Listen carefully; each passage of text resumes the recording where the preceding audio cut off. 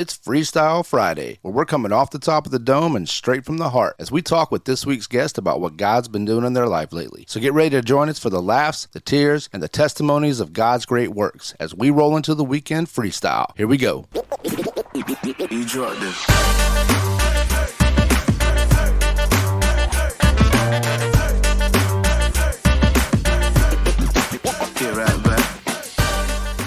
All right, Duane, this is the extra part of recording on the Deed and Truth podcast where we give you an opportunity just to share what God's been doing in your life lately. So we kind of leave it open, man. It could be a testimony, a book you've been reading, sermon, something in prayer, scripture. You know, we both attend the same church, but I've really been enjoying being in Acts a little bit more than I thought I would. Yeah, big time. Right. Yeah.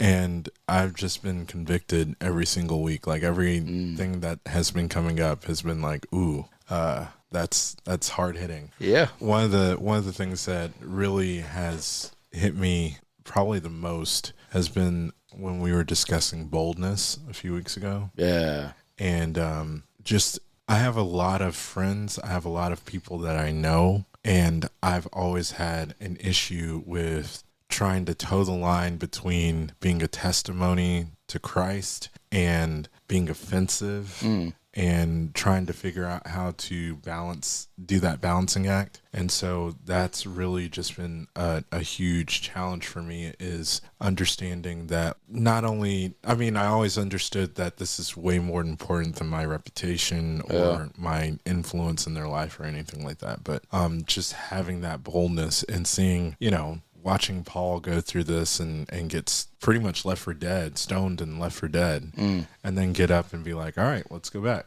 Yeah. Yeah. That's been a really big thing. And then God's just been opening doors.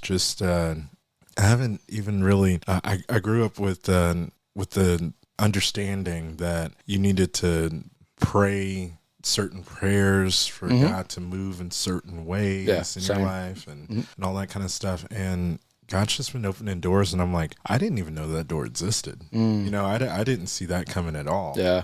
And like something you didn't even pray about. Right. Well, Right. I didn't pray for. Yeah. It was just like, God, I want you to do your will and, continue to grow me and shape me into who you want me to be. Continue to use me, please. Yeah. That kind of thing. But then the way that he's done it has just been almost shocking. Yeah. For instance, a good friend of mine who used to be the worship leader at Live Oak just put together a collective of worship leaders. And we had had a talk about this back in, I think, 2019, 2020. Yeah. Sometime last year or late 2019. And we had to talk about this, and it was such a really good idea, but kind of got lost in, at least for me, it kind of got lost in the shuffle of everything. Of 2020. Right. Yeah. 2020 was a crazy year. Then he reapproached me, and he's just like, hey, I really want to work on the song. Do you need any help? Or can I help you? Or can we do it this way, that way? And, I was just like, yeah, let's do that. But also having this approach as to it needs to be this way, it needs to go this certain direction, and I want it to sound the certain way. And finally, I just got so frustrated with how I was paralyzed by the way I needed it to look, to where I was like, you know what? He approached me about this. If I'm just going to trust him to say if it's bad or it's good, I can't be objective about this anymore.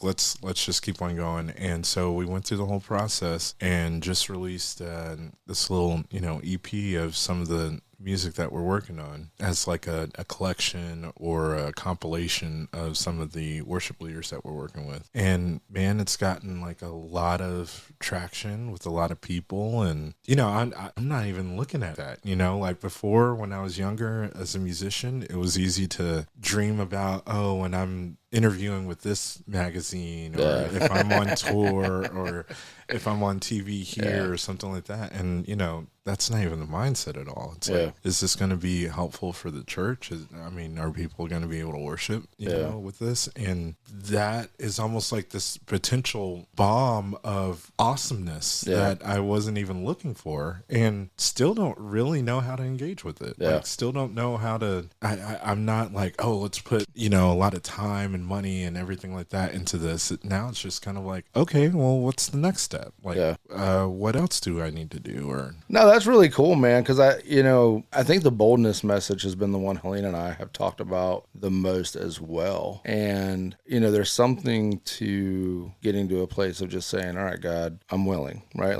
Like Isaiah, here am I, send me. I'm willing. My heart is open. And you start to recognize these opportunities, and when you think about just being willing and being bold, you see opportunities to share the gospel and to share Christ that maybe weren't as obvious before. right. And it could be through the worship music and that, or talking to a friend. Right. And I notice for me that my heart to serve and the idea that I want to serve other people has genuinely been growing. Yeah, that's cool. But at the same time, I'm not looking for the brightest spot to serve, which used to be the case. It's like, okay, well, if I'm going to serve, I need to make this worth it.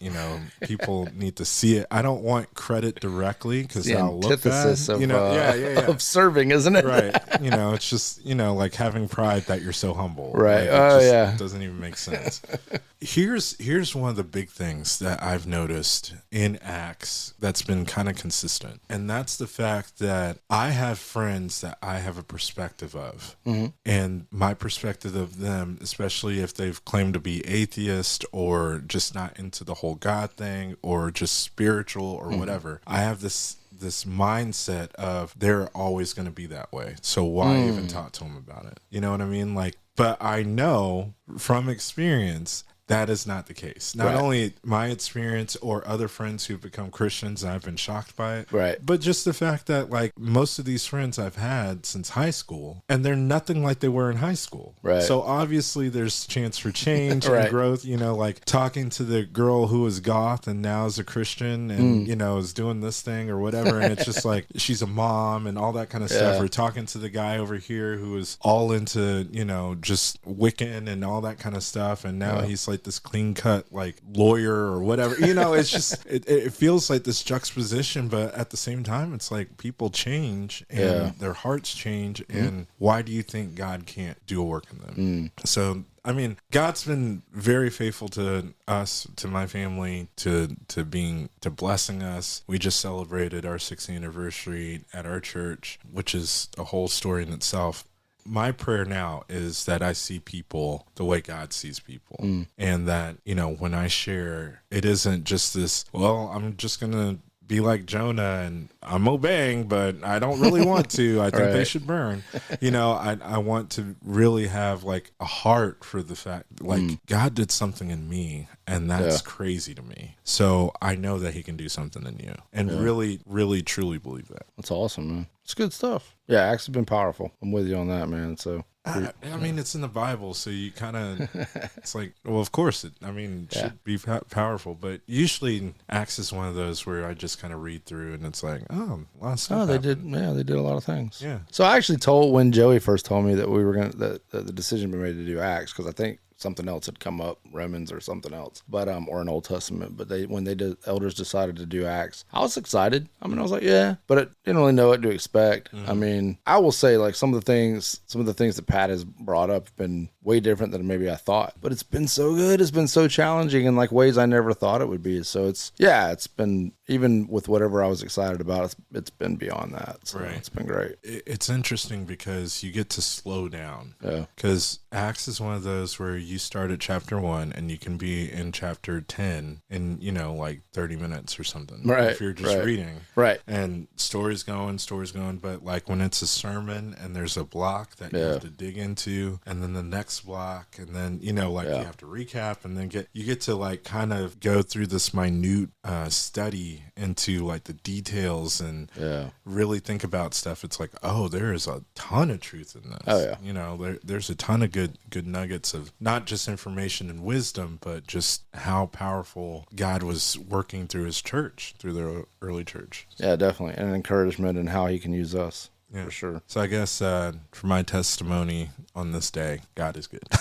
that's how I'd wrap it up. Is God is really good. Yeah, man. Awesome. Well, thank you again. Appreciate you. Yes, sir. Excited to see what else God does in your life, man. Definitely. Thank you for listening. Be sure to tune in every Monday as I have a special guest in the studio to talk with me about what it is to love God and love our neighbors in both deed and in truth. And check us out every Friday for a new episode of Freestyle Friday. Be sure to subscribe on your favorite podcast platform so you don't miss an episode. Leave us a review and go ahead and share the podcast with your friends. You can also check us out online at deedandtruthpodcast.com, and you can connect with us on social media. We're on Twitter at deed_truth, and you can find us on Facebook, Instagram, and YouTube by searching the Deed and Truth Podcast. All right, until next time. You dropped this.